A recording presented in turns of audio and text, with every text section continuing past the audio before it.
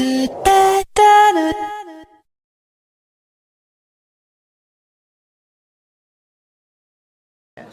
want everybody to understand that you're going to hold your questions until after the presentation. I know we all have concerns, we all have thoughts about what's going on here, but we need to let the presentation finish so you know what you're talking about, okay? Because that's really what we're trying to do, is give you the information. Now remember, there will be a public hearing. This is my guy. He knows what he's doing, okay? I think. You think? Well, that's up as much as it can. That's it, I'm a tall guy, probably. So there will be a public hearing that Stanford will advertise. So if you really have questions and concerns, there's going to be more time than just tonight, because I'm hitting the bar at 8, okay? And that's it.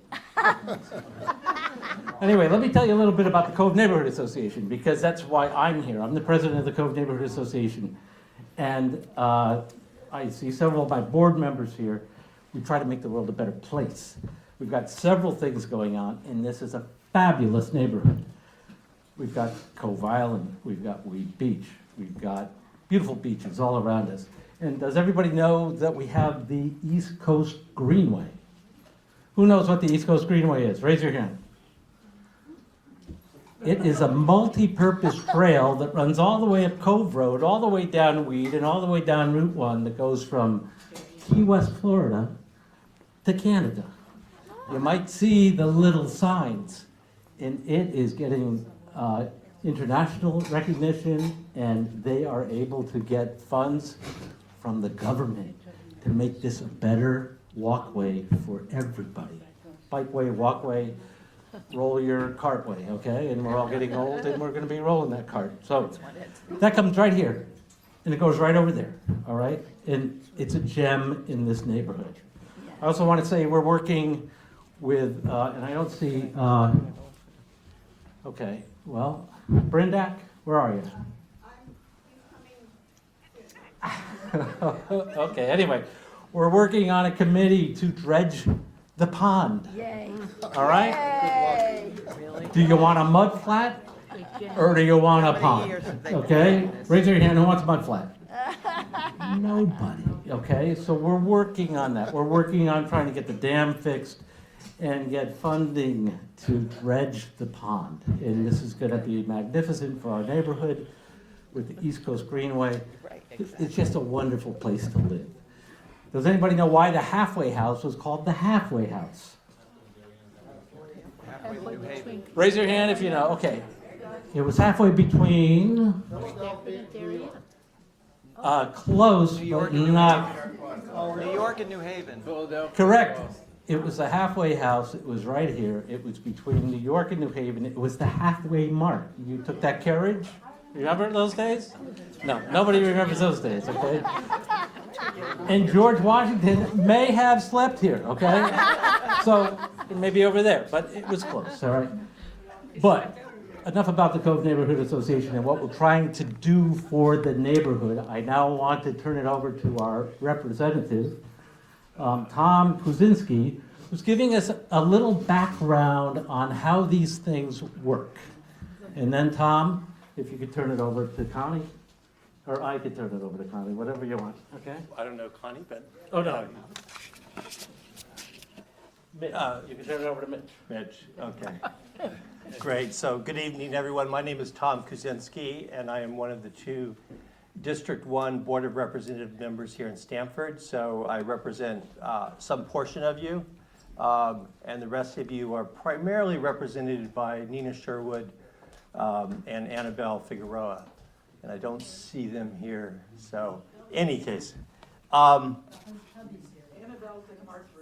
Okay, right, it's legislative peak season. She's in route, so Yeah. if you're still here in an hour, she'll probably make it. Great. Don't forget me, Tom, representing Glenbrook. Raise your hand. Oh, there she is. Great. Well, thank you. So one of the reasons I'm here is that there is a proposed dispensary, as there is across the street from here at 417 Chopin Avenue, which is sort of smack in the middle of my district, with the Cove and Chopin. And we went through a tremendous learning process in our efforts to combat that dispensary from going on there. So what I wanted to do tonight briefly is share with you some of the lessons we learned, particularly around process, and then maybe discuss sort of like potential courses of actions depending upon what, each of you as individuals and as an organization decide to do. But I want to start with a topic that I find anyways is usually people's are most interested in, which is legislative history. That's supposed to be funny. So what I found is that there were a lot of confusion when I started researching the 417 situation, and that is people thought that the state had passed these laws and marijuana was legal and it's over with. And the truth is actually quite different than that. When Governor Lamont legalized adult recreational use of marijuana, at the same time, they left the legislation for the production, processing, distribution, and retailing and delivery of marijuana and cannabis to the municipalities. So that became a city decision, not a state decision. In the case of our surrounding communities, so Greenwich, New Canaan, Darien. West Wilton. Oh, well, if you go beyond, I meant just the ones that touch Stanford's border, that share borders with us, they've all made the decision not to allow it. And they're in various stages of legislation to solidify that. But they've made those decisions. Overall, more than 50%, I think 60 to 70% of the cities in Fairfield County decided to ban dispensaries. Our administration decided to go kind of all in on it. And so they drafted a set of regulations which are fairly described as extremely light. And for example, there was no limitation on how many dispensaries there could be.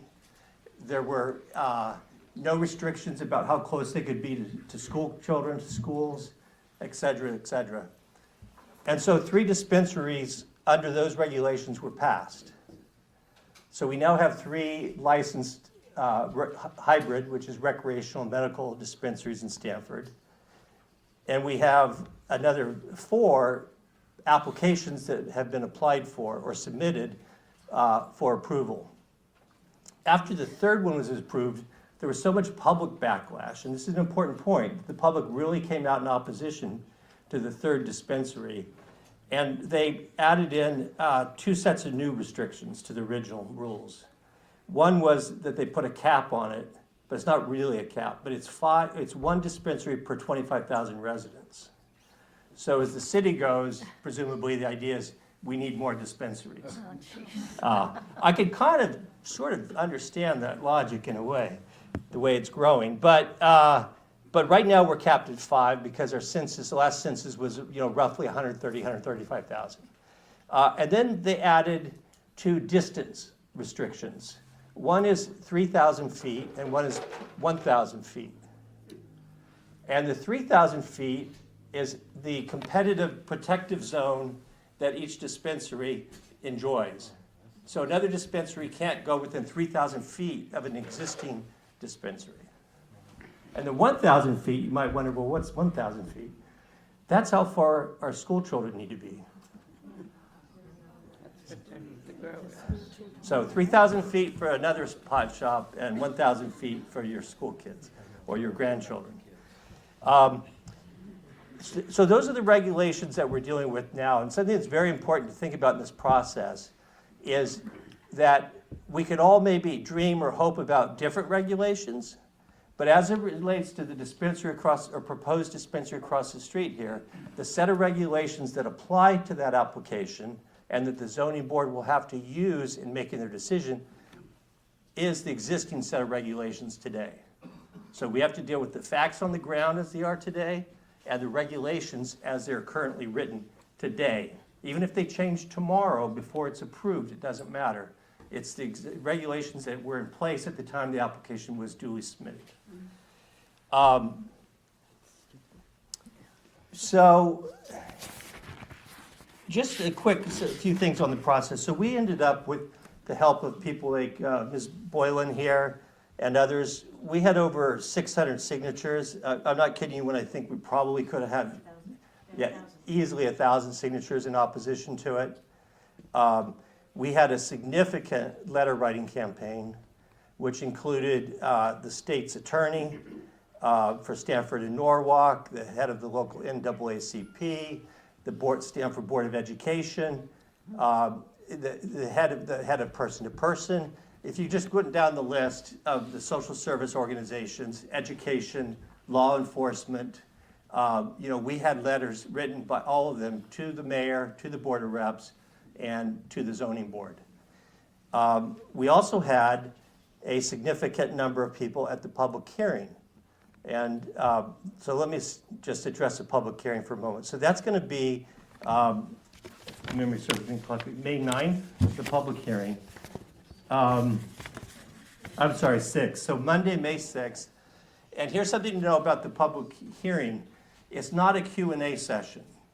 It's there for your opportunity to speak your peace of mind related to the issue before the zoning board. So it's not about changing the laws. It's not about your dislike of marijuana. It's simply your opportunity to spend 3 minutes discussing the matter at hand, which is that application for that location in the context of the existing regulations. And as I said, you have 3 minutes to do so. If you want to participate in that, we can get you the info, but it's virtual, so you cannot do it in person. You can do it by your computer through Zoom, or you can do it by telephone. And if you're going to do it by Zoom, you need to pre-register. And there's no real deadline on pre-registration. You could do it same day, but I would recommend pre-registering, in advance of that. When you log in, then you'll be sent a code, login code, and then at the time of the meeting, you simply click on that code, and you'll be into the system, and you'll be put into a queue to speak. And when it's your turn, you'll be called up, so to speak, and you'll have your 3 minutes to speak. Would the neighbor town be allowed to be in that meeting also for Stanford, be in their end? Well, I don't know, but I'll tell you this. I asked for the last zoning board meeting, I asked for the courtesy to participate in what's called ex officio, which is standard in the city. If you're a government elected official, you can sit in on other board meetings, you can ask questions, you cannot vote, but you can sit there and witness it firsthand, and you can ask questions. And I was told no. So, so at the when I did speak through the public process, I followed Robert's Rules of Orders anyway, and addressed the chairman and thanked him for having the floor. And then at the end, I yielded. I said, Mr. Chairman, I yield my time, which is the appropriate thing to do under Robert Rules of Order. And he says, you don't have any time. So, but I want to make, and everybody wants me off the stage here, but that's great. But I want to let you know what you're dealing with here. Actually, let me go back 1 second. So your options at this point are to write letters, to create a petition, and participate in the public hearing. I would say of those three, the most compelling are the letter writing, if it's specific, if your letter is specific to your situation and what you believe in light of the facts and the regulations. And then the public hearing is probably the most important vehicle for you. But there's a proposal in the city to change some of our zoning rules, the language. And one of them struck me this morning as reading it, and it's crossed out, meaning they want to get rid of it. So under the current regulations, they're supposed to conserve and stabilize the value of property. And that's literally crossed out in their recommendations to do away with that. So I leave that with you as something to understand maybe a little bit of the nature, the mindset of the opposition here. One last thing too is, you know, these are not amorphous bodies that make these decisions. These are human beings like all of us in this room. Sometimes they make these decisions in groups of 1, 2, 3, 4. Sometimes they're by themselves. So the landlord, though, across the street, he's made a decision to lease this facility or sell it, I don't know, to this retailer, right? That's a decision he made. Maybe some of you in this room know him personally. Have a discussion with him. Say, hey, did you think this through? What were you thinking? You know, and then there's the zoning board. There's the mayor of Stamford. You know, there's your board of representatives, members. So community, you know, let your voice be heard. Whatever your inclination is towards this proposed dispensary. So with that, I'll yield my time. Thank you, Tom. Thank you, Tom. Tom, can you let us know whether, if they can't vote at the, or have their say at the public hearing as a Darien resident, whether they could put together a big, long letter? I mean, what are their options if that can't be done? Well, anybody can communicate to our city government, right? So there's not you don't have to be a taxpayer, you know, in Stamford to communicate. How they will respond to that's another story, and that's literally going to be up to them. But I know we have representation from Darien here. There we go.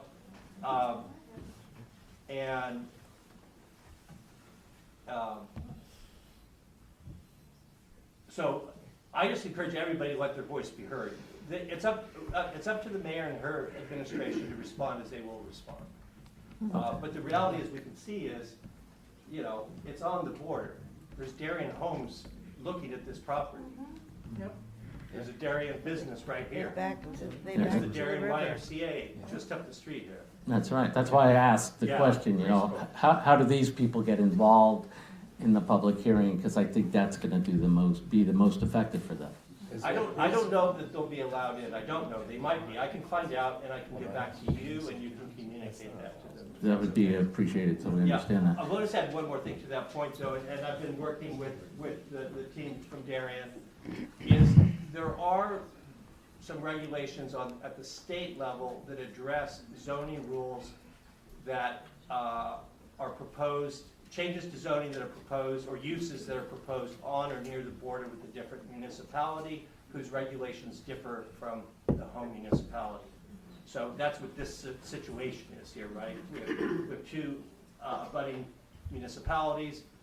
Darien has its set of regulations, and Stamford has its set of regulations, and they differ. So I know that the Darien team is researching this and developing their thoughts and their position around what might be, you know, available to them. Well, when it comes to the dredging of the pond, that affects, obviously, that's a border issue as well. Is there any, you know, There's no public hearing involved in that, okay? I'm just curious. It would be nice maybe to get a public hearing involved in that, but we don't have anything like that now. So we're going to be letting you know how we're proceeding on that. I just didn't And know that there was, you know, legwork done in that area that would affect, you know, having a single. the committee is doing some legwork right now, and we're talking to both the mayor and the first selectman and trying to get, you More know. about how that would relate to this situation. Yeah, it's totally separate situations. Okay, I don't want to open the floor yet for questions, okay? Because we could have 1,000 questions and then we'll never get to the presenter. So I'm going to turn it over to. Excuse me, sir. I Yes. wasn't gonna ask a question. I was gonna elaborate on whether or not Darien residents can speak at the zoning board meeting. And anybody can sign up to be a public speaker under the zoning board meeting. They are gonna ask you what your address is, and you're gonna be asked to declare that you're, you know, you're gonna say whatever your address is, and they're gonna be like, oh, is that in Stamford? I don't think that's in Stamford. You know, it's in Darien. But, you know, it's close to the border, and my testimony is relevant because, and so on and so forth. Whether or not the zoning board is going to take any real consideration of your whatever you say, is going really to be dependent upon how many Stamford voices are in line with what you're saying. So if you know, if we have enough of a showing from Stamford and Darien it's gonna be overwhelming, the zoning board's gonna have to, you know, take it into consideration. Okay. I don't think that there's gonna be, I think there's enough people in this room, I mean, if you got everybody in this room to get on that meeting, It would be 1 minute, okay. you know, I think they'll listen. Yeah, okay. Thank you for the input. Now let's go to our presenter. Mitch, you ready to go? Okay, you got it. Good evening, everyone. I'm a Rye resident, so I understand this area very well. I actually have physical therapy at the Stanford Medical Building across. I've probably seen some of you there, maybe. Of a few, you do look familiar.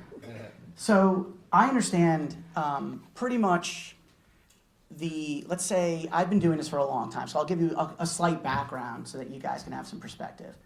I built or assisted in building and was part of the original team that built the first medical grower in Connecticut called TheraPlant. So I've been serving, say for 11 years, thousands of people across 9 different states, mostly medical, because recreational wasn't legal. So when people think of a plant, the part that never gets spoken about and that the politicians who want to rant about it, because I'm not here to change anyone's minds, I'm just here to provide information and answer any questions. They don't talk about the medical side, the person with cancer who might be getting diagnostic work across from a medical facility. They don't talk about the person with MS who has a caregiver. They don't talk about the person with pediatrics and seizure disorder whose child is now back in school and eating for the first time in 7 years because they're off of epilepsy medicine. They only speak about the most outrageous thing they think, which is it smells like it, and the truth is we're a retailer, not a consumption place. In fact, it's illegal to consume in a dispensary. It's the one place outdoors or otherwise in our parking lot that it can be managed so that consumption doesn't happen. As most of the legal industry, and I've been in this industry for 12 or 13 years, it's more medical than you think. A lot of the people that are consuming even recreationally are consuming to self-medicate for something, whether it's stress. It's the same way people consume alcohol at night to wind down after an evening. And if there was a liquor store, I don't think this many people would show up, but you may have questions if it was the first liquor store in your geography. You'd want to understand, why do people want to consume this? What's going to happen? But I know there was a letter that said people are consuming and kids are a danger, but you'd have to point to the legality versus illegality. How is something being regulated and sold through a legal retailer where it can be secured and where people can manage it and where we can do addiction counseling if we think someone's consuming in a way using data, which I've done for the last years, where if we think someone's consuming a certain way, how that's worse than not regulating it, not having legal retailers, not having anything. The lack of regulation doesn't make it safer. It just makes it so you don't think about it and don't have a chance to speak up. So it's really important to understand that we come from a background and ethos of medical, mostly, but in Connecticut, you can't do a medical anymore. There's no rule for that. You have to be a hybrid. We plan on having a medical dispensing for cards so that people can come in and get counseling with a doctor on site. That's a part, I don't think anyone brought that up in the outrage that we all try to create in this world, right? Politicians are good at the outrage thing. I'm just here to answer questions and to tell you there is, just like there's humans behind the rules, there's humans who actually want to consume this. We encourage them to consume it safely. 85% of all cannabis in this country is consumed at home. Way different than alcohol. Alcohol is 40-60, right? Alcohol is consumed in a way that people go to bars, they go out, they go to games. Everyone encourages them to drink safely, but we know that people don't drink safely. But it's a different substance, but it's still a substance that people want to consume. So I'm here to answer any questions. I don't think laying out a litany of the good or the virtue. The reality is, like you said, I come from a community that's 15 minutes south of you guys. I understand. I'm not trying to, I have my own kids. I don't think it's safe to consume around kids. I don't think kids should consume it. I think that if you look at youth consumption, it's went down a lot as it's become legal in states. Why? Because you can't even walk into a dispensary if you're under 21 years old. Your license goes into a registry. It is so much harder to get cannabis illegally in a dispensary than it is alcohol in a liquor store. It's not even close. Cannabis is the most overregulated substance in this country. And I'm not saying that means that the regulations are wrong. It's just overregulated from supply chain to the labeling, to ingredients, to the counseling, to your license going into a registry, to everything about the consumption and retailing and growing of it is regulated in a way that no other substance is. That's fine. We go by the rules. You can look at our 11-year history across, again, 11 states. You'll find no illegality, meaning nothing ending up in a kid's hands or diversion into the streets. You won't find anything about our grows, about recalls with products. I mean, if it's gonna come, you'd want a responsible operator who really cares about your community, who cares about what's happening with youth, who's committed to donating to addiction services and other things. A lot of people talk about it being a gateway drug. That's a complete myth from the 80s. It's actually an off-ramp for people on hard drugs, right? It's being a replacement for methadone. It's replaced methadone in about 30% of all clinics now. So you can think all you want, and it doesn't have to go here. That's true. But if you're gonna have an operator somewhere in your jurisdiction, it should be someone local who cares about your community as much as you do. I do. I know my partners do. It doesn't mean it has to go here. You should all voice your civic duty. And if it doesn't go here, then that's life. And if that's what the will of the population wants, then ultimately the zoning. So with that, I'm gonna open up. I don't wanna make this long or What's your drawn out. last name? Barukowitz. And do you have any relationship with anybody in the Stanford government? Like the mayor? I don't. Why? No, you're a speaker, I'm asking. I don't.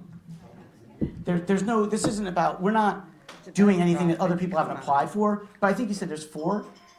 The virtue of putting it next to a services, or it should be in designated zones, which Stanford did. It shouldn't be near schools, it shouldn't be near churches, it shouldn't be near parks. I totally agree with all those things.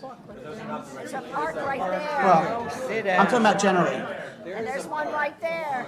And the Okay. kids go. All right, next question. I hear you loud and clear. One question at a time, please. Question, is this going to be regulated, whereas, is there a limit on the amount that a person can buy? The state regulations do limit how much someone What can buy. are the state regulations? As of right now, it's 7 grams per visit, which is, for a medical user, that's not a lot, but for a recreational user, I mean, if someone was coming into our stores every day, we would absolutely restrict them and give them a lot of information around addiction counseling, and then probably maybe even reject it. That's the way we operate. I'm not saying everyone does that, but you want to operate in over-the-top responsibility, because ultimately you want people to use this responsibly. I mean, you can't force people to use it responsibly, but our goal as a legal business that's been in business for 11, 12, 13 years is to be, like, we're partners with law enforcement and addiction counseling, and that's how we seek to do it. I'm not saying everyone does that, and I think other locations are far worse than this, Sit down. but, so, So the question I have is there, let's say hypothetically 7 grams? Yeah. Is there any regulation, can they come in one time a day?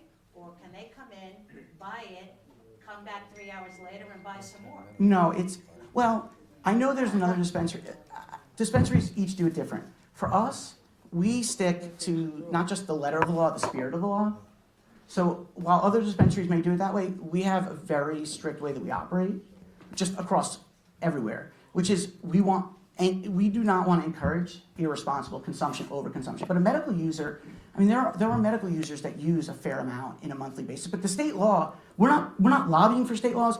We have no connection to Stanford government.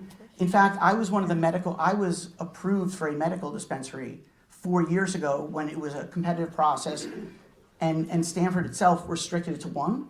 So going back 6 years, this was, when it was medical, somehow there was no outrage engine that there is now. But because it medical, but as a hybrid, we're proposing running a medical as well. I mean, for me, the bigger problem is if you don't regulate the amount of time somebody comes in per day, Yeah. let's say I come in, I buy it, I come back 3 hours later. We wouldn't sell to you. We wouldn't. I'm just saying, No, but what's to say for me there's going a to? tracking system. Yeah, Can I we've- finish my sentence? Oh, I'm sorry. What's to say that I go to the local smoke shop and they're selling it between the THC and the legal stuff under the table? They're doing that, and by the way, They're doing but that has that nothing to too. do with, okay, I just want to be clear. We don't encourage anything that's not legal and regulated in any way, shape, or form. All we operate are legal, state legal, for the last 13 years when you had to jump through hoops that no other business had ever had to jump through to get a license to cultivate in Connecticut. Shouldn't be legal. Well, but that's a totally different debate, though. That's a fair debate. That's a fair debate, but that isn't about, to your point about the questions, that isn't about the individual question you're asking, which is a state law. The way dispensaries operate, dispensaries are under incredible scrutiny that you wouldn't find at other businesses. So you could do that. What illegal smoke shops are doing, we couldn't agree with you more. That's what I think. I come here because it's just a regular business to us. It's a retail place where people drive in. Now, again, our experience is mostly medical. So it's not the experience of there are places, but the property value thing you said before, there are 4 dispensaries in Aspen. I'm pretty sure Aspen's property values are just fine, right? They don't ruin property value. These are retailers that people come to, they buy their product, and they leave. They're not consuming it on site. There's nothing shady going on. And has anyone ever been in a dispensary? Yeah, we have a problem down the road. What's going on in Curaleaf? Businesses are complaining about Curaleaf. What are they because- doing? Because there's people coming in, buying the pot, smoking it in their cars. That is a cure, and then Curaleaf should do a better job of managing they should absolutely, I agree with you 100%. You should, in fact, most of your cameras should be outward facing, and you should be looking at everything that's going on in your property and regulate it. Well, but that's what we do, though. I mean, you can be skeptical. Right, but I'm only here to talk about this one. But you're talking a lot about how you do it, and we don't know what they're going to do. But I'm the one applying here. I'm only talking about one zoning that I'm applying for. What? We don't want you. Wait. Sorry. I agree with you. By the way, you can look a fair amount at stuff we said. This isn't like just for your edification. Look at what we've been talking about as a company for the last 7 or 8 years. Like publicly, we used to get a lot of shade from the rest of the industry because we were talking about how people have to operate a certain way. So I hear all your concerns. I can only talk about what we're applying for. If it doesn't pass, then I don't think it's a matter of not wanting a dispensary here. It's a matter of, we already have 2. We have Curaleaf down the road, and this is the code. It's like Mikey, give it to the code, they don't care. look, and I'm not saying that. I don't know. We don't like that. Okay, one of the problems with Stanford in general is that they did regulate it into certain zones and then made those zones very small. So that's an issue about zoning and planning. Well, that's a problem. Because I would agree with you, if a city, and I've seen this in other states and stuff, there are cities that will say, look, we look at this a little bit like a pharmacy, it's a single product pharmacy. No, from a medical perspective. Well, I mean, if you have skepticism about why states are passing it, your governor passed it. We didn't lobby for it, we're just reacting and trying to do what's legal under the law. With the glasses, yeah. No, the woman behind you. Sorry, I'm sorry. Yeah, I'll get to you. You're next. Sorry. I'm gonna be a few minutes. My name is Gina Calabrese. I live a mile from here. Okay. I'm sorry I'm late. I missed the first event because I was commuting from work and I'm not spending the evening with my teenage son and my husband to be here because this is so important to me. Okay. We can agree that there are medical uses for it, but don't play down the recreational uses.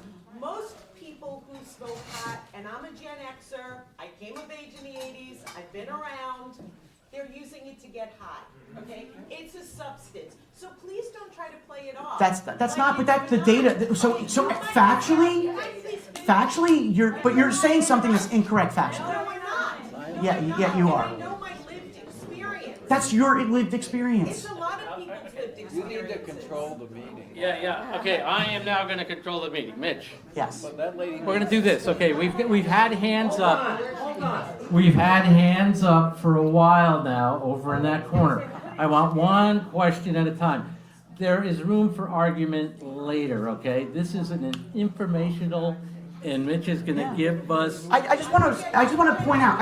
Just let me say one thing generally. If you believe that it should be illegal under your state, that is an issue for someone else. I wasn't saying you were. You don't let her finish. You Why can don't hear you my quiet points for and a address them. Sure. You have a note and paper, take notes. Sure. I am not against responsible recreational use by adults. I just do not understand why we need a 3rd dispensary and possibly a 4th in the southeast part of Stamford. Yes. So I already hear remarks.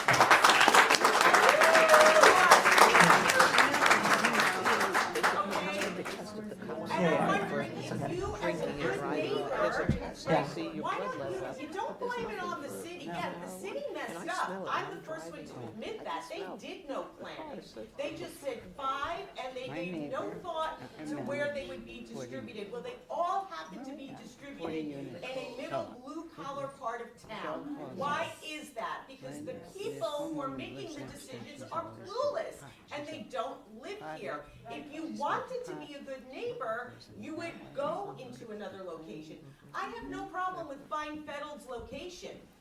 I don't even have a problem with Curaleaf, but 2 is enough within a 2-mile range of my home. And there are a lot of Those are fair points, I yeah. moved into a neighborhood with 2 and 3 and 4 dispensaries. Now I'm in that. If people are moving into this neighborhood and they have kids, that will likely push them away from this neighborhood. There are a lot of unknowns still. You can cite studies and I can cite No, what I'm studies. saying, I think. Okay, wait. Saying that they locate in lower income parts of town. My last point is you said if the application is denied, you'll go to another location. No, I didn't say that actually. I didn't say it. Because you sued over the East Main. Because it was compliant, so I just want to be clear. That was, Why do you need to go here? Because you want to intercept Feinfettel and Curaleaf, be closer to Darien? Because why here? Why not up on Long Ridge or High Ridge? so there's only certain zones within Stamford that are allowed, okay, number one. So there's a certain commercial zone that's allowed. I mean, look, again, some of these questions are for, like, this is not a political statement. So I hear I totally understand. A good neighbor, there's only so many places and there's only so many available retail. So you're actually limited. Now, we don't have to be here, and you know what, like I said, if it's denied, I didn't say we would go somewhere else. I said, if it's denied, then that's life.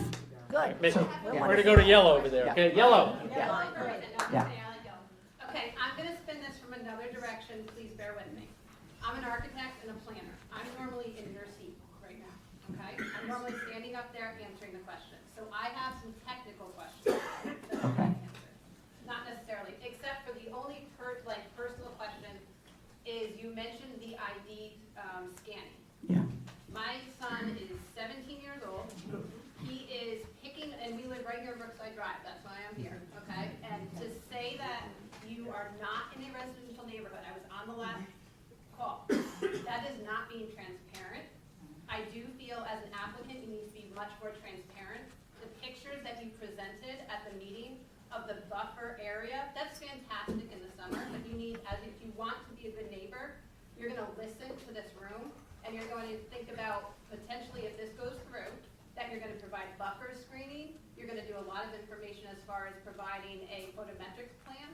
You're talking about the lighting, the flood lighting. That's one of the requirements for special permits, to make sure that the lighting is not impacting the neighborhood. You submitted nothing on lighting. So one of the questions that I have from a technical perspective, let me go back to the personal, is that my son who's 17 is constantly at the bars picking up his friends who are in the bars with their fake IDs. How does that, I'm asking. Ours is tied, okay, so ours is, so the, How does that get controlled? yeah, so the like I said, the rigor, so you're not only required to scan, you're required to have tools that plug into, so a fake ID, if it's a real ID and you look exactly like the person, probably difficult. If it's a fake ID and it's like been manufactured, it's automatically denied. Yeah, it's rejected as being invalid. In fact, if you have an expired or anything, so if you have someone's old, I mean, again, the rigor around what happens in a dispensary is far in excess. Like, for instance, you go to a liquor store and show someone that you're over 21, they don't scan your ID. It's not required to go to a database. We're not talking about liquor. No, you said bars. I'm talking about liquor stores as well. We're more of a retailer, right? A bar is where you consume, but I was asking about IDs that can be scanned. it would have to be the only way. Yeah, the only way would have to be a real ID that's still valid under the government, and that person. I mean, the people who are working the front, because you can't even get into the dispensary itself. Yeah, it would require. I mean, that person would have to be not doing their, like, you'd have to have failures on like 3 different places. Like, they wouldn't have to be doing their job. They'd have to not be measuring. I mean, you have to have some common sense. But the reality is, you're getting an ID, you're scanning it, and you're looking at the person their ID. Okay, so then my technical questions are this.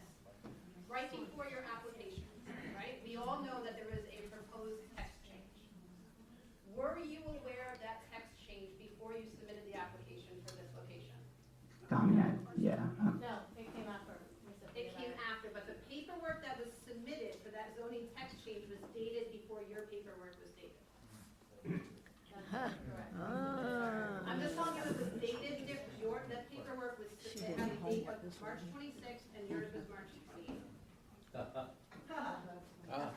I don't even know what that means. The reason I'm asking, Yeah, I'm not the lawyer who submitted it, and yeah. I'm asking that because from my perspective as an architect, looking at the application, there was a lot of information that a special permit requires for proof, and that just wasn't included in your application at that time. It seemed very rushed to me that it was submitted in order to avoid the residential district, because like you said, they make the laws, but at the same time, obviously, they're noticing that the laws that they put in place initially, they weren't good. You're saying it. You said it. Well, no, Municipality, yeah, they didn't do a good job, and to be responsible as an applicant, I'm asking you as you move forward to be much more transparent, put everything out on the table. If you can see the residences, say that. Yeah, I didn't submit the application, so I run the company that submitted the application, but other people did. But I take responsibility for it. Having done this a lot, sometimes what can look like rushed is more about the planning calendar than trying to deceive people.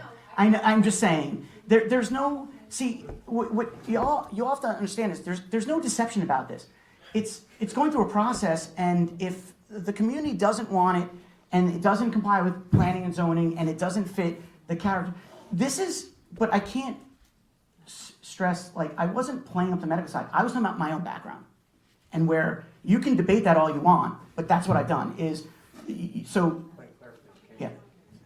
And it is a hybrid, which will be medical as well. I know, but Which, just a point yeah. I'm sorry, just want to make a point of clarification, it's not really even a question. Yeah. So the city of Stamford allows essentially for 3 classes of dispensaries. We are a hybrid. I understand that, but I want everyone here to understand, they allow for medical dispensaries, and then they allow for recreational use, which is purely for recreational, and then they allow for hybrid, which is a combination of recreational use and medical. Yeah. The way the regulations are now written, they group recreational and hybrid together.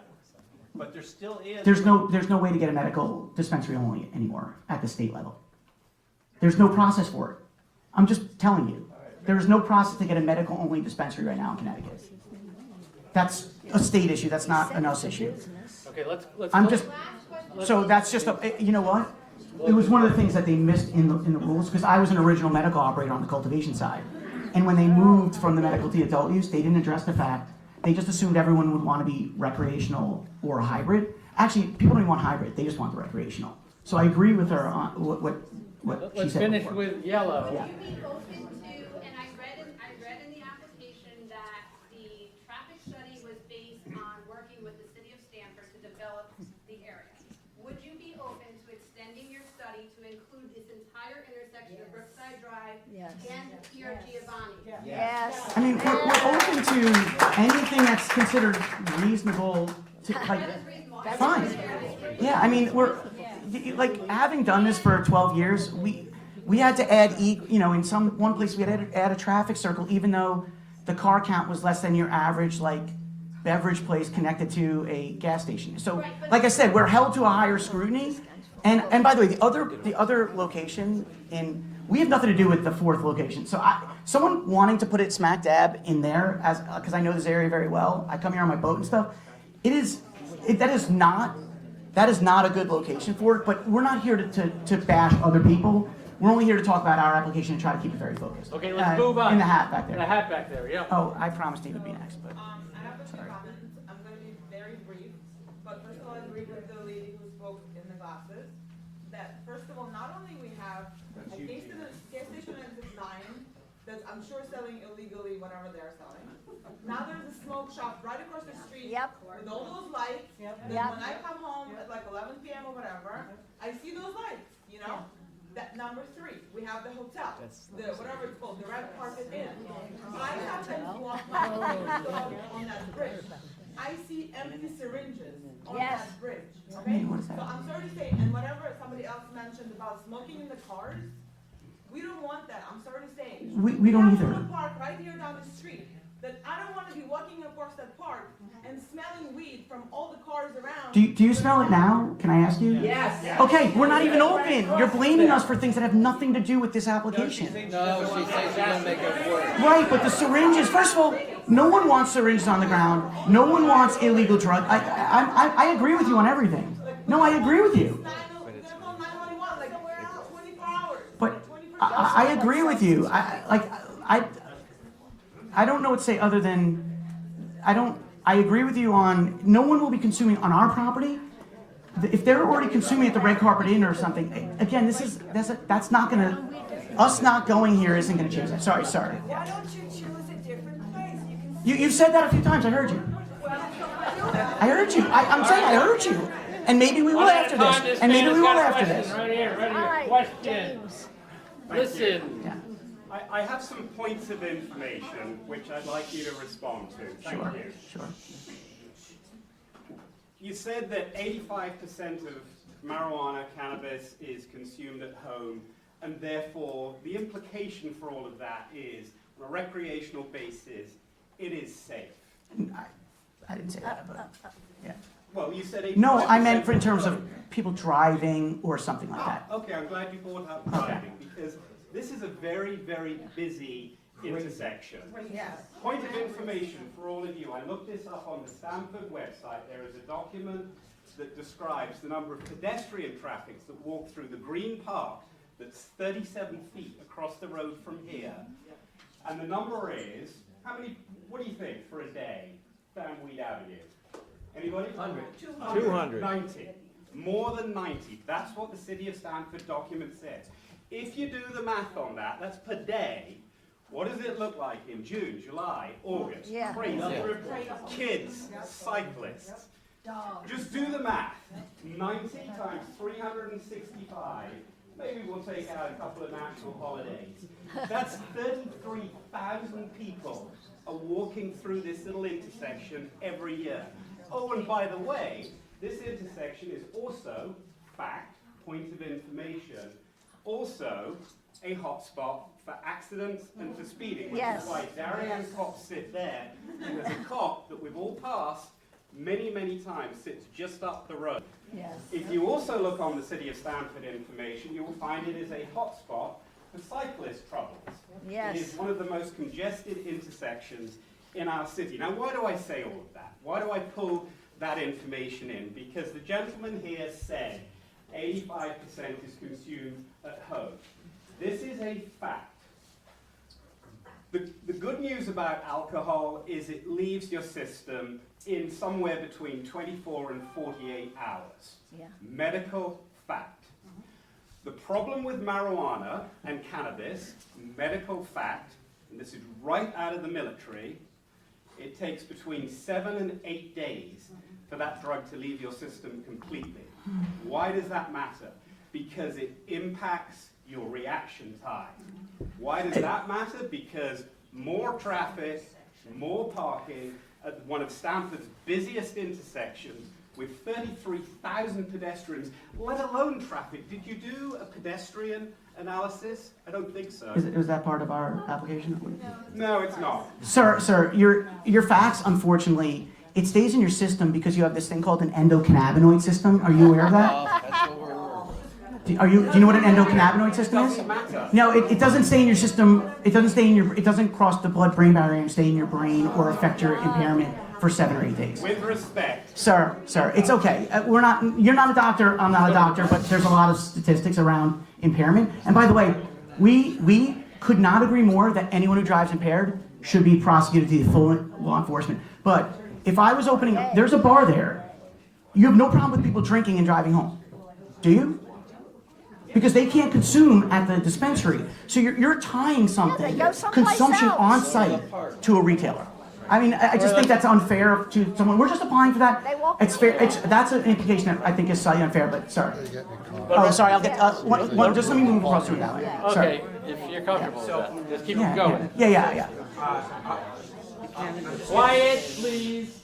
I'm just going to say, a lot of people may disagree with me, but I agree with you on the endocannabinoid system, and that, to be honest with you, we've been consuming this plant for 10,000 years. It is not a new thing. It just used to be, behind closed doors before, and now it's something that's coming out into the open.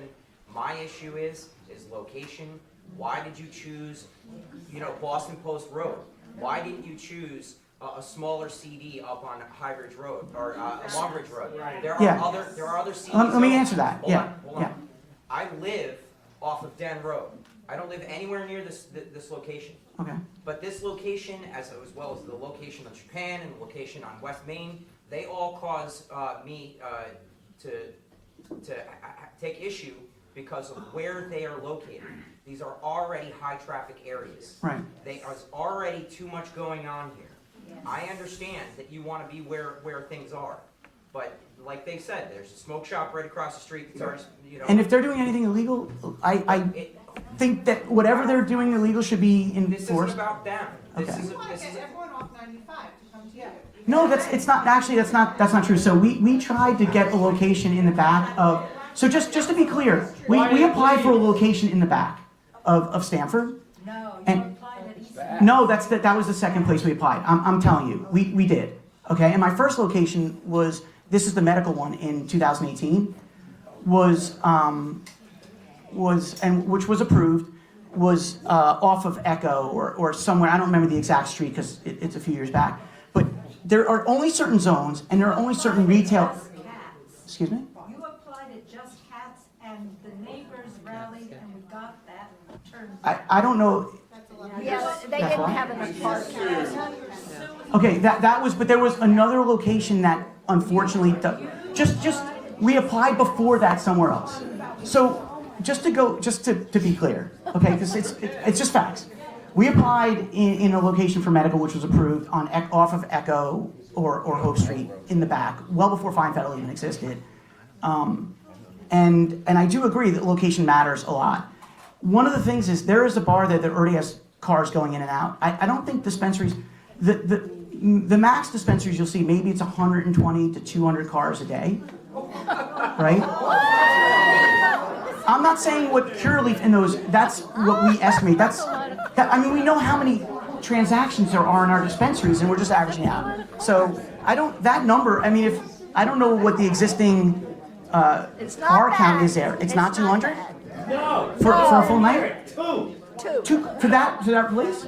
Yes. Well, you should patronize it more. No one goes there. They wouldn't sell it.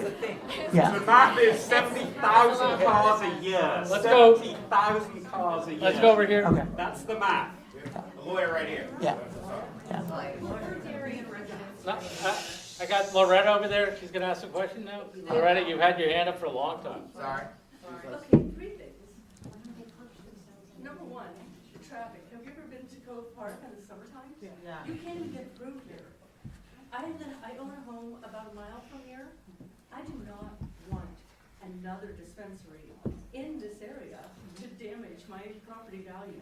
And also, number 3, is how many do we need in this area? Exactly. I think that's a different, look, I agree, look, in terms of, Look someplace else. well, that's, I think, a little bit more of a political question. We just applied under the existing laws and what was legal. When they were passing this law, Put one in your house. I think, I don't, We don't want it. I want to step in for a second because we have an answer to a question. yeah. Okay, I've just been told that if you're a Darien resident and you go to the zoning board, you will be allowed to voice your opinion for 3 minutes.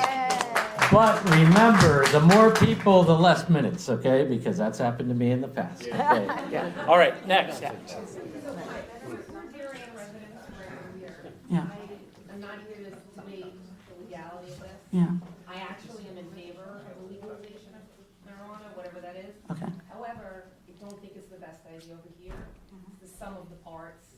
There's a lot of seedy sort of businesses, and this is just gonna exacerbate it. I don't think- So here's what I'm yeah. asking you, because I have a question, Yeah, for sure. information. Sure. Aesthetically, what is this going to look like over here? It's Like gonna, Big neon signs? no, floodlights, not at all. foyer? No, in Is fact, this gonna- because right now aesthetically it looks very nice. yeah, no, in fact, This it's, is the entryway to our neighborhood. yeah. It's actually a good question. So our original plan was to actually have a medical office up front, which would deal with the medical patients. And then, so what you would see is essentially a facade that has no windows, no neon lights. It would look like a medical office, actually. Our goal is not to, again, it's not about, I understand, and by the way, I agree with you 1,000%. Yes, so first of all, there are rules around what you can do from signage, and it usually is pretty innocuous. I can't speak to what other people do. Our goal was to have a medical dispensing, a medical card business so that people can actually get medical services there. Have a medical hybrid and have the adult use. But to be clear, the facade itself would be you would think of it as a medical, it would look like a medical office. There would be no neon lights, there would be no signs, no flashing lights. In fact, the smoke shop, I agree with a lot of you that I think, I'm surprised that law enforcement just keeps turning a blind eye to what are the likely targets of potentially illegal activity. No, across New York and everywhere, basically. Yeah. Hi. Yeah. I own 2 houses on Weed Avenue, and I can tell you that people go speeding down that road all the time. Yes. And in the park, when my grandson, who's 6'2" and 200 pounds, walks with me, you can smell marijuana, and they're doing drug deals. They're doing drug deals all night long, in the middle of the night. So all we need now is for them to go here. Now, somebody said that one of their children picked up their friends who were in the bar. How about the friends that are sitting in the car while the guy goes in and gets a marijuana and then gives it to them, and they go speeding down the road? Do you know how many accidents? There was an accident at Cove Island Park, there were 2 of them, where somebody went on the sidewalk and onto the grass, and in the middle of the night, for no reason. Now, if a person were walking, they would have been killed. I don't know what that was. Another one had come down Cove Road, and they ended up hitting signs and nearly went into the pond. And a few years ago, somebody actually did go into the pond, and the person drowned. So when you're talking about this, people are not going at proper speed, and there's flashing signs and everything. But if they're high, yeah. Yeah, as I said before, I can't stress enough that anyone who's driving intoxicated of any substance is awful. I don't know about people's speed. I just, what are we supposed to, I just don't know how a retail establishment that isn't even open yet is responsible for things that I don't know. I mean, if that's, I understand that that's the implication, but and I'm going to say this, I don't know about places that are right in the middle, like a Curaleaf. Fine Fettle is kind of out in, that research park, which is a better, more like remote location, which if Stanford allowed more of that, then I think you'd find, no, it's because there's a 3,000 foot buffer and then there's no retail that's available. Sir, you had your time. You had your time. But what you said is untrue. No, it's not. There is a very limited subset of places that are available for retail and that fall in the CN. And How about if you find us another yeah, please, sir, find a location that's out in the middle of nowhere that complies. I'm serious. No, I think that's a great. All right, listen, we can talk questions and answers all night long, but I am now going to open up the floor to some other people, and I appreciate you taking the time and answering the questions. But I know we have the first election of. He hasn't answered yet, and that's why my hand is up again. Okay. Several people have asked it. I want to give them an opportunity to answer it uninterrupted. It's, why would you put another dispensary here when there are already 2 within a mile of your location? And that's why you're hearing the protests from the community. And this is a valid part of the process, which affects whether. Isn't there enough competition? Wait. There's 17 liquor stores in Stanford, correct? We don't want to know about liquor stores. Hold on, but how many people protested? Listen. It's about marijuana, No, right? right? And if you The difference is alcohol is not a federal Schedule I drug. see, No, it is. It is. so it's about the federal legality. That's your problem is with federal legality. So if it was descheduled tomorrow, Here's the thing. no, you're against it. All right, people, listen. point, this is a point of clarification only. The city of Stamford under current regs allows hybrid dispensaries in I think 7 different zones. Two of which are MG and ML. So when you said there are no other places for you to go, I said, find us a location that you think is suitable. You're saying there's so many. You're saying there's so many and they're so easy to find. If you would like, we can meet tomorrow and I will show you the zoning map and I will show you all the MG and And we're ML telling you that locations. we've spoken to a lot of retail. We've been trying to find a suitable location for a long time. All right, It's people, not easy. there's been a lot of issues and concerns. I would like to have the first selectman of Darien come up now and speak to us, okay?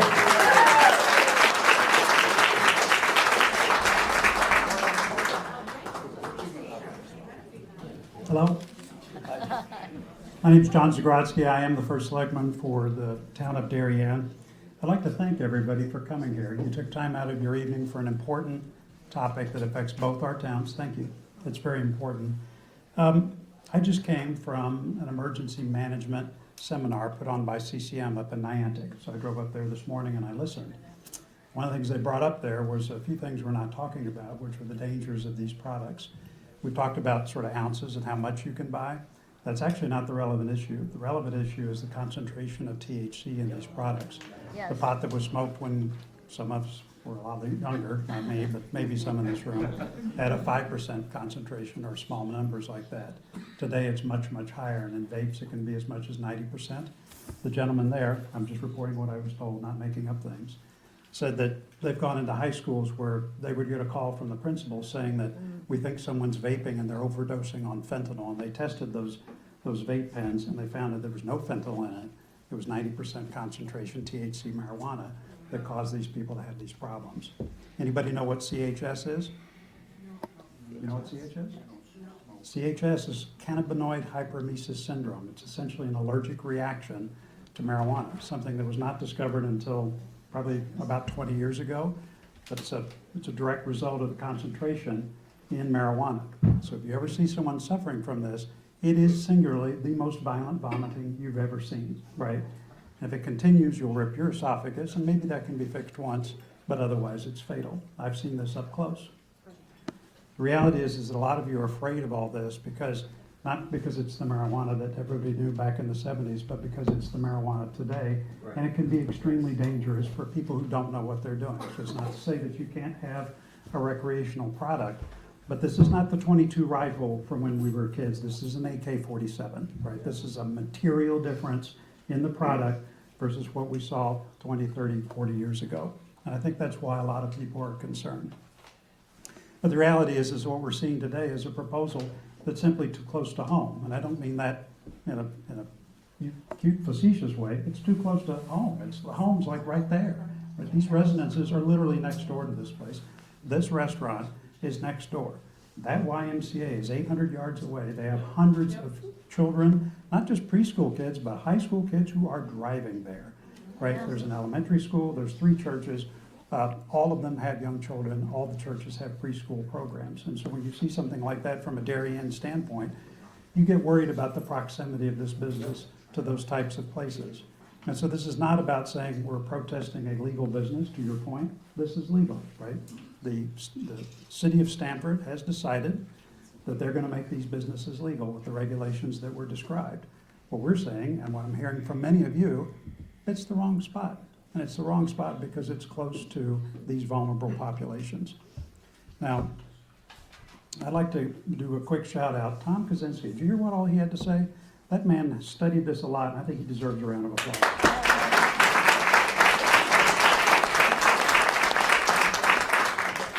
So I'm going to try to just lay out what I think the next steps are. It's great to see so much passion here and to hear all of you upset about all this. Believe me, I totally get that, okay? The reality of this is the law is on his side, okay? The way Stamford is set up is their zoning board has got approval authority over this, and they're probably going to vote to approve that, and we can't stop that, okay? But the only chance you do have to stop it is to make your voice heard, right? So whether you're actually for this, maybe there's someone here like that, or you're against it, possibly the majority this evening, make your voice heard. Every one of you, if you're upset about this, you should go home and say, what am I personally going to do to make sure my voice is heard? And these people are used to that. We're not dealing with amateurs here. Right? These are professionals. They know what they're doing. They've dealt with this before, and that's okay. And they expect this, right? So you should go out and you should make your voice heard, right? It's nice to see about 100 people in this room. I'm a little disappointed there aren't 500, okay? Every one of you should go ask yourself tonight, what am I going to do to make my voice heard? Who are the 5 people I'm going to call who didn't make it tonight? Who's going to sign up to go speak at this hearing? Everybody? Can I see a show of hands? Who's going to actually go sign up and say, I'd like to say something about this, right? If 25 people sign up for this, this is not a newsworthy event. If 2,500 people sign up to speak at that hearing, that's going to be picked up in papers all over town. Yep. And so if you want to put pressure on this to try to get to a different decision, that's how you have to do that, okay? Make your voice heard, try to get out there and do what you can to tell people what you think. And those representatives will decide what they're going to decide. Finally, I just want to say to the folks who are doing this, I get that this is a permitted and legal business. That's capitalism, and I think we have to accept at some level that in this country, the way it works is when the rules are set, when elected representatives make the decisions about those rules, as much as we may be upset about that, we all talk about sort of election denial and all that nonsense that's going on. I would urge everybody here to remember this, that these were duly elected officials. They responsibly came up with these rules in their opinion, right? They were empowered to do that, and these folks were setting up a business based on the rules that were laid out to them, and we have to accept that, right? The way you fight this is not going aside from that. You get out and you make your voice heard. You try and convince people otherwise. But in the end, if a decision's been made on this, just like an election, you have to accept that and do the best you can. Sometimes that's a disappointing message to hear, but that's the way this country works, okay? And that's the way they work. If they do open their business, make sure you watch. Make sure you hold them accountable for running a responsible business. He just said that if there's illegal activity, he thinks that should be prosecuted. Okay, this business opens up. This is not the last meeting for this, right? You guys watch this, and if you see that, you call him up, and I bet based on what he said, he's going to respond to your call. He will make sure that they're doing what they're supposed to be doing and hold him accountable for that. So don't give up the fight. Make your voice heard on all of this. Thank you all for coming tonight. All right.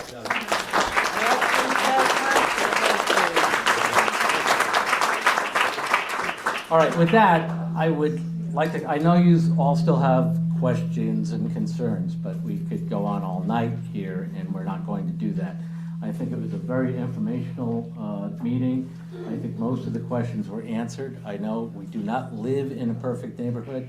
It's probably never going to be perfect, but we're going to try. We're going to let you know how to get involved in the meeting, which is on the 6th, right? Yes, Monday.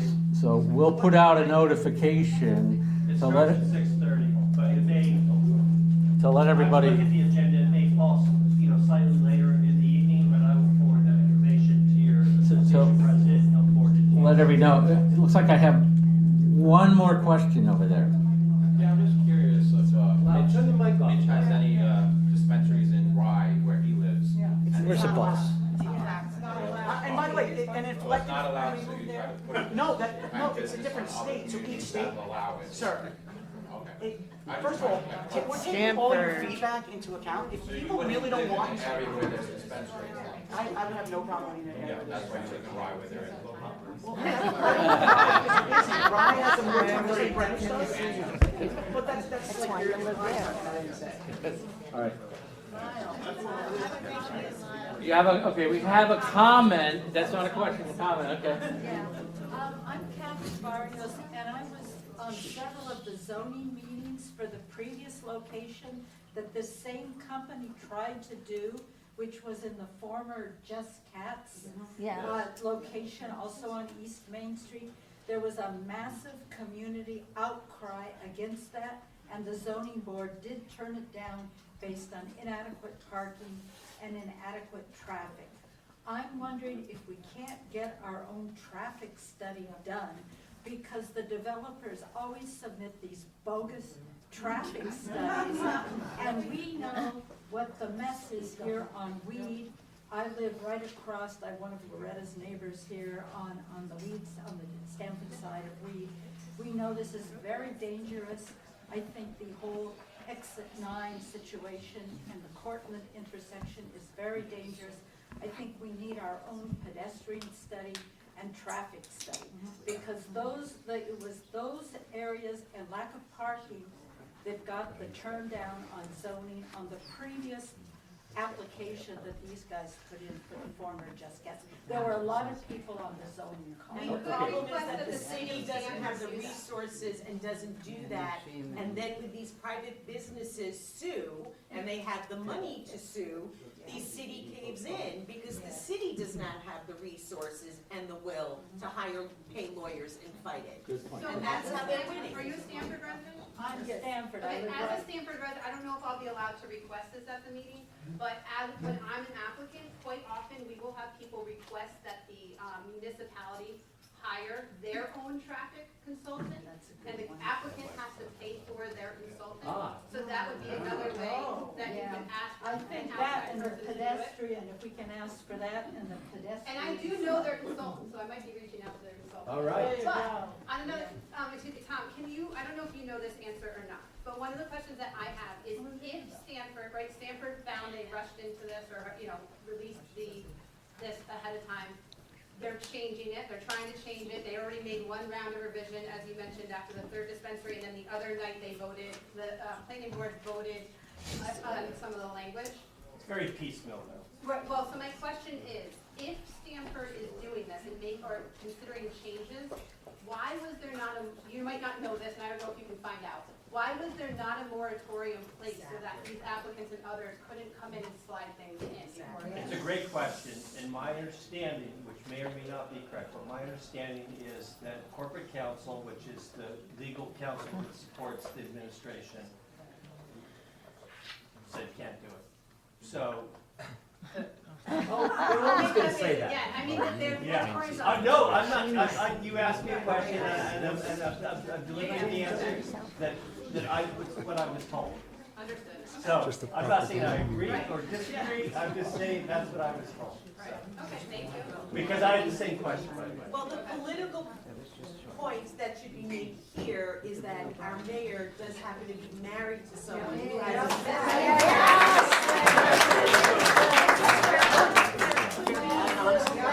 That's a fair point. It's a fair point. People that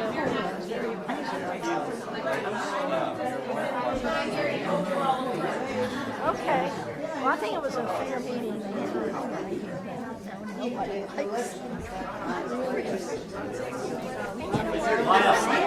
Yeah, talk about notifying, keeping everybody up to date. Right, so we can keep everybody up to date. The Code Neighborhood Association will keep you all up to date. If you got our little thing on your email, we will let you know how to get there, and it's the power of the people. Thank you, just let people know that I'm all staying to take questions individually if you want to. Tom is going to stay if people want to ask him individual questions, but really, we're going to close now. Wow, hold on. The website address is cnastanford.com. You will get all the information you need in terms of the hearing and what you need to do. CNA. Right, to John's point, the point we have to do is go and make our voices heard. Period. Yep. I don't know. Thank you, Paul. What was it? CNA. Stanford. Listen!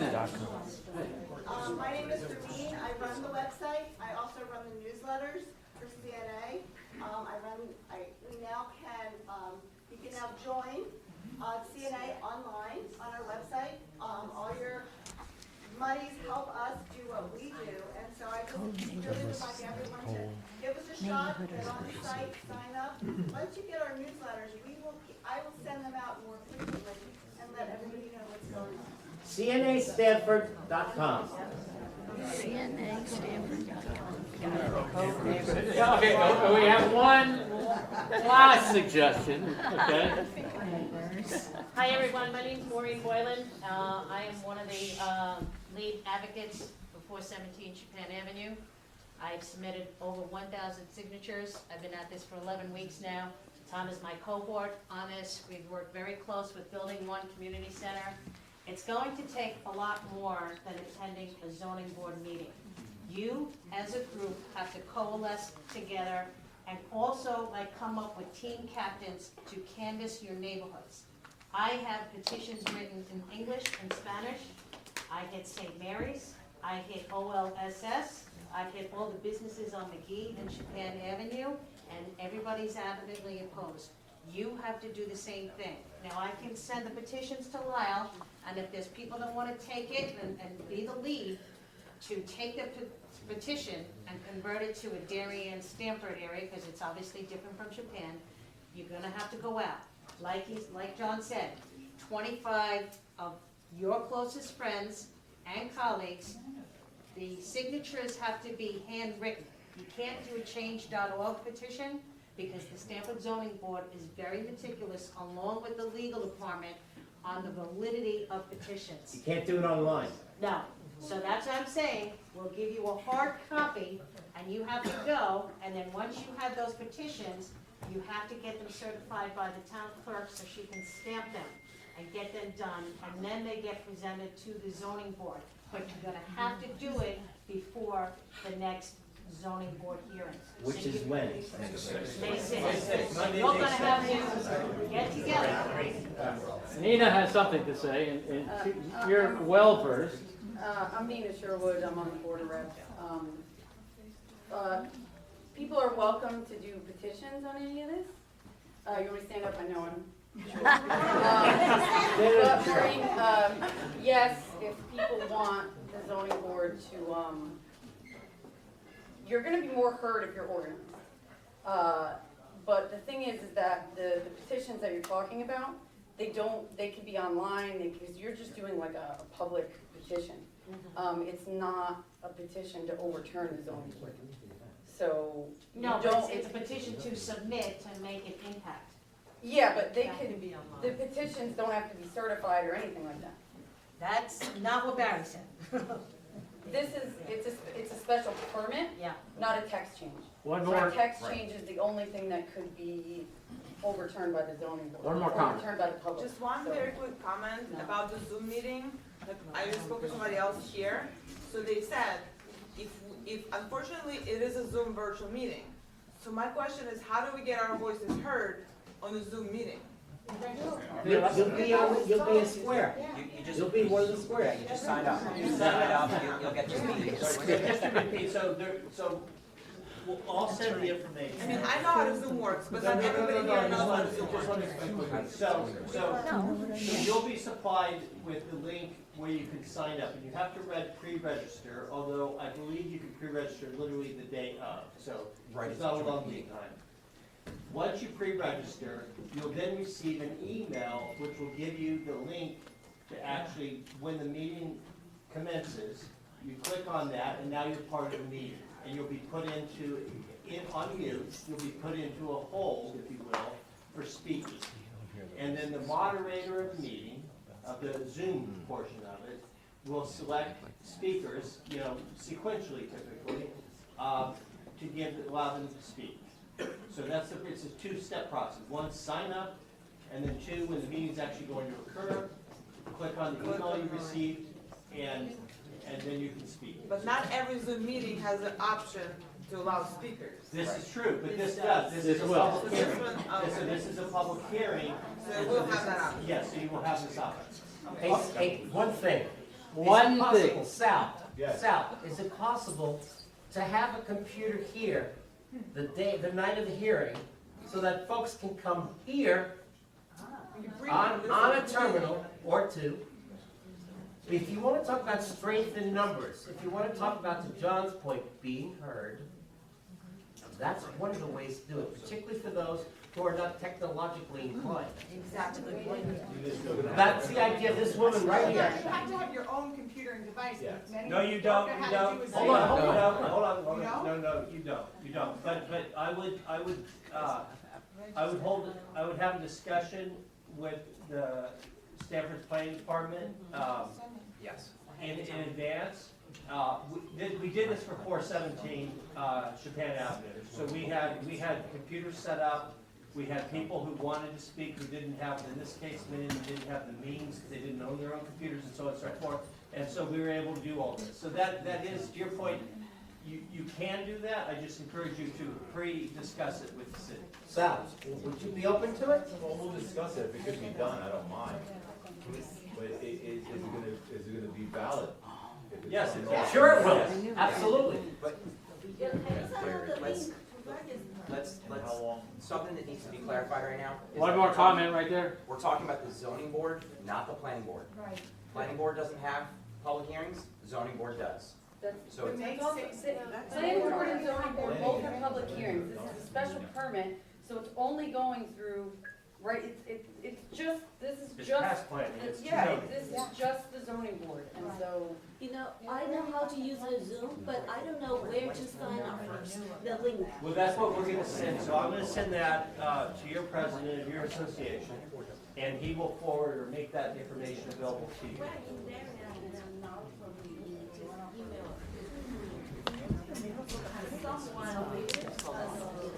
Yeah, if you give me your email address, I will email you.